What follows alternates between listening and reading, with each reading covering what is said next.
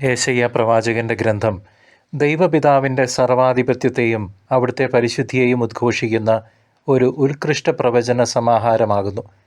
മനുഷ്യകുലത്തെ വീണ്ടെടുക്കുന്നതിനായി പീഡിതനായ ദാസനായി ആഗതനാകുന്ന പുതിയ നിയമത്തിലെ മിശിഹായെക്കുറിച്ചുള്ള ദൈവിക വാഗ്ദാനം ഇതിൽ അതിസ്പഷ്ടമായി പ്രതിധ്വനിക്കുന്നു.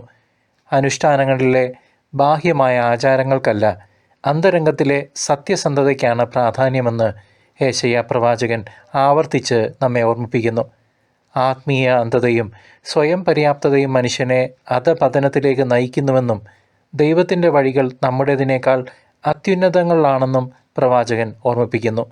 നീതി പുനഃസ്ഥാപിതമാകുന്ന ഒരു നവലോക സൃഷ്ടിയുടെ പ്രത്യാശ വിശ്വാസികളെ ദൈവത്തിലേക്ക് തിരിച്ചു വിളിക്കുമ്പോൾ കർത്താവിനെ പരിത്യജിക്കുന്നവർക്ക് മുന്നിൽ കണിശമായ താക്കീതും മുഴങ്ങുന്നു. വരാനിരിക്കുന്ന കാലത്തെ നേരിടുവാൻ ഹൃദയത്തിൽ നിന്നുള്ള യഥാർത്ഥ പശ്ചാത്താപമാണ് ദൈവം നമ്മിൽ നിന്ന് ആവശ്യപ്പെടുന്നത്. സഹോദരങ്ങളെ, ക്രിസ്തുവിൻ്റെ ആഗമനം ആസന്നമായിരിക്കുന്നു. നാം എല്ലാവരും ജാഗ്രതയോടെയും ഒരുക്കത്തോടെയും ഇരിക്കേണ്ട സമയമാണിത്.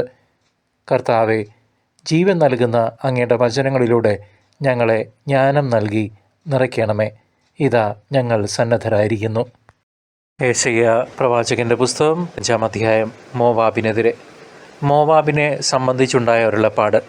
ഒറ്റ രാത്രി കൊണ്ട് പട്ടണം നിർജ്ജനമായി. മോവാബ് നശിപ്പിക്കപ്പെട്ടു. ഒറ്റ രാത്രി കൊണ്ട് കീർ നിർജ്ജനമായി. മോവാബ് നശിപ്പിക്കപ്പെട്ടു. അതിനാൽ ദിബോൻ്റെ പുത്രി വിലപിക്കാൻ വേണ്ടി പൂജാഗിരിയിലേക്ക് പോയിരിക്കുന്നു. നെബോയെയും മെദെബായെയും കുറിച്ച് മോവാബ് വിലപിക്കുന്നു. എല്ലാ ശിരസ്സും മുണ്ടനം ചെയ്തിരിക്കുന്നു. എല്ലാവരുടെയും താടി ക്ഷൗരം ചെയ്തിരിക്കുന്നു. തെരുവീഥികളിലൂടെ അവർ ചാക്കൊടുത്ത് നടക്കുന്നു. പുരമുകളിലും പൊതുസ്ഥലങ്ങളിലും എല്ലാവരും കരയുകയും കണ്ണീരൊഴുക്കുകയും ചെയ്യുന്നു. ഹെഷ്ബോണും എലയാലയും ഉറക്കെ കരയുന്നു. അവരുടെ സ്വരം യഹസ് വരെ കേൾക്കാം. മോവാബിലെ ആയുധധാരികളും ഉച്ചത്തിൽ നിലവിളിക്കുന്നു.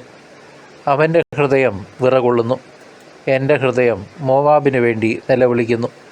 അവിടുത്തെ ജനം സോവാറിലേക്കും എഗ്ലാത്ത് ശെലീഷിയായിലേക്കും പലായനം ചെയ്യുന്നു. ലുഹിത്ത് കയറ്റം അവർ കരഞ്ഞുകൊണ്ട് കയറുന്നു. ഹൊറേനയിമിലേക്കുള്ള വഴിയിലും അവർ നാശത്തിൻ്റെ നിലവിളി ഉയർത്തുന്നു. നിമ്രീമിലെ ജലാശയങ്ങൾ വറ്റി വരണ്ടു. പുല്ലുകൾ ഉണങ്ങി. ഇളം നാമ്പുകൾ വാടിപ്പോയി. പച്ചയായതൊന്നും അവിടെ കാണാനില്ല. അതിനാൽ അവർ സമ്പാദിച്ച ധനവും നേടിയതൊക്കെയും അരളിച്ചെടികൾ തിങ്ങി നിൽക്കുന്ന അരുവിക്കരയിലേക്ക് കൊണ്ടുപോകുന്നു. ഒരു നിലവിളി മോവാബിലാകെ മുഴങ്ങുന്നു. അത് എഗ്ലാമിലും ബെറേമിലും വരെ എത്തുന്നു. ദിബോനിലെ ജലാശയങ്ങൾ രക്തം കൊണ്ട് നിറഞ്ഞിരിക്കുന്നു. ദിബോൻ്റെ മേൽ ഇതിലധികം ഞാൻ വരുത്തും. മോവാബിൽ നിന്ന് രക്ഷപ്പെടുന്നവരുടെയും ദേശത്ത് അവശേഷിക്കുന്നവരുടെയും മേൽ ഒരു സിംഹത്തെ ഞാൻ അയക്കും. പ്രിയ ദൈവജനമേ, മോവാബിൻ്റെ മേലുള്ള ദൈവത്തിൻ്റെ ന്യായവിധിയെപ്പറ്റിയാണ് 15-ാം അധ്യായം നമ്മളെ ഓർമ്മിപ്പിക്കുന്നത്. യേശയ്യാ പ്രവാചകൻ്റെ കാലത്ത്, അതായത് ആഹാസ് രാജാവിൻ്റെ ഭരണത്തിൻ്റെ അവസാന നാളുകളിൽ അസീരിയൻ സാമ്രാജ്യം ശക്തി പ്രാപിച്ചു വരുന്ന ഒരു രാഷ്ട്രീയ സാഹചര്യമായിരുന്നു നിലനിന്നിരുന്നത്. ഇസ്രായേലിൻ്റെ അയൽക്കാരായ മോവാബിയർ അന്ന് വലിയ അഹങ്കാരത്തിലും സുരക്ഷിത ബോധത്തിലുമായിരുന്നു കഴിഞ്ഞിരുന്നത്. അവർ ദൈവത്തെ മറന്നു. എന്നാൽ ദൈവം തൻ്റെ പ്രവാചകനിലൂടെ അവരുടെ പെട്ടെന്നുള്ള തകർച്ചയെപ്പറ്റി മുൻകൂട്ടി അരുളി ചെയ്യുകയാണ് ഇവിടെ ചെയ്യുന്നത്. കാരണം ദൈവം എല്ലാവരുടെയും അപ്പനാണ്.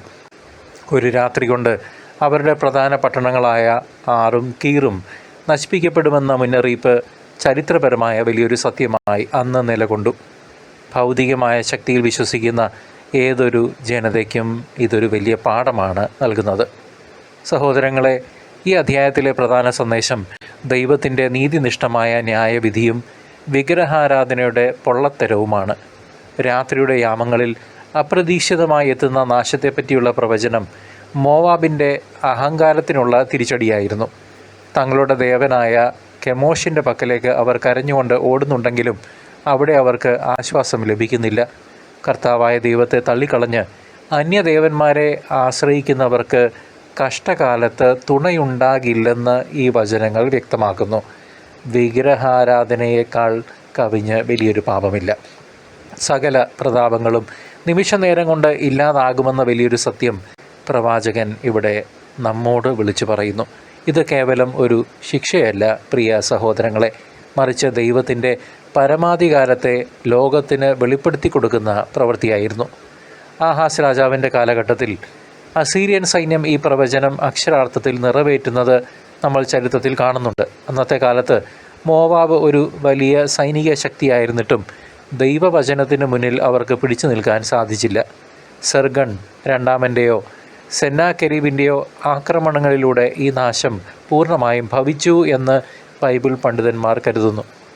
പ്രവാചകൻ പറഞ്ഞതുപോലെ തന്നെ അവരുടെ നദികൾ വറ്റുകയും പുല്ലുകൾ കരിയുകയും ജനങ്ങൾ വിലാപയാത്ര നടത്തുകയും ചെയ്തു. ബാബിലോണിയൻ പ്രവാസത്തിന് മുൻപ് തന്നെ ഇസ്രായേലിന് ചുറ്റുമുള്ള രാജ്യങ്ങളിൽ ദൈവത്തിൻ്റെ കരം പ്രവർത്തിച്ചിരുന്നു. ഇതൊരു വലിയ ചരിത്രപരമായ തെളിവും കൂടിയാണ്. മനുഷ്യൻ പടുത്തുയർത്തുന്ന കോട്ടകൾ ദൈവഹിതത്തിനു മുൻപിൽ എത്ര നിസ്സാരമാണെന്ന് അന്നും ഇന്നും ലോകം തിരിച്ചറിയുന്നു. യേശയ്യാ പ്രവാചകൻ്റെ ഹൃദയവിശാലതയും ദൈവത്തോടുള്ള വിശ്വസ്തതയും ഈ 15-ാം അധ്യായത്തിൽ നമുക്ക് ദർശിക്കാൻ സാധിക്കും.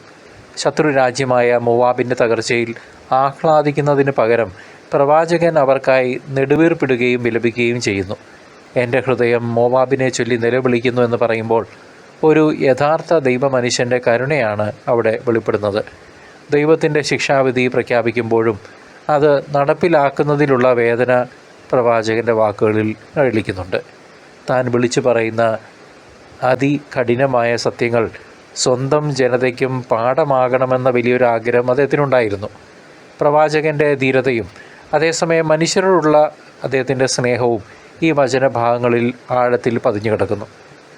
പ്രിയ സഹോദരങ്ങളെ, ഈ വചനഭാഗം ഇന്നത്തെ വിശ്വാസികളായ നമുക്ക് വലിയൊരു ആത്മീയ പാഠമാണ് നൽകുന്നത്. നമ്മുടെ ജീവിതത്തിലെ സുരക്ഷിതത്വങ്ങൾ വെറും മണൽപ്പുറത്ത് പണിത വീട് പോലെയാണെന്ന് നമ്മൾ തിരിച്ചറിയണം.